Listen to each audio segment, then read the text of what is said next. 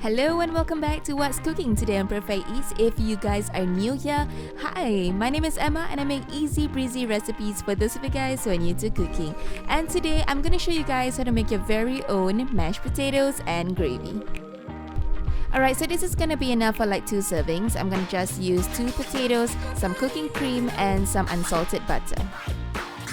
So let's start by boiling the potatoes. We're gonna do this until the potatoes are soft. You can test this by poking the potatoes with a fork, and if it slides all the way through the center, you know that your potatoes are done.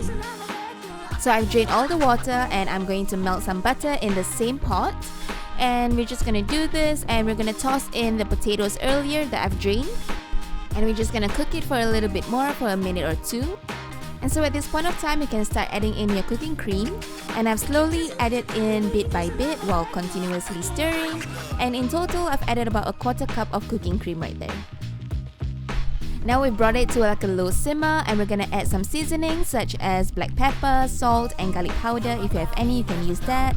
And we're just gonna mix it up and let it cool down before we start mashing the potatoes. If you guys watched my previous videos, we know that I've recently gotten an immersion blender, and this is what I'll be using to mash up the potatoes. It saves up so much time and it really creates this smooth consistency throughout, and I absolutely love it. If you guys don't own one, go get one. Otherwise, you can also use a potato masher. It does the same thing.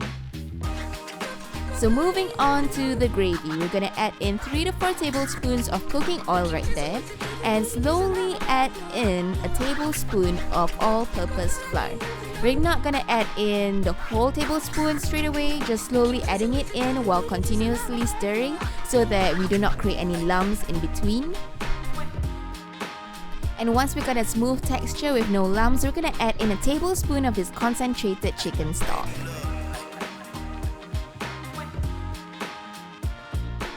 So keep on going with your stirring right there, don't stop, and we're just gonna add in hot boiling water to make this gravy.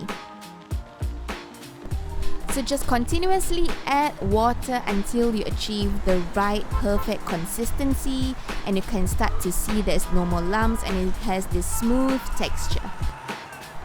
So the next few seasonings we're gonna play by taste.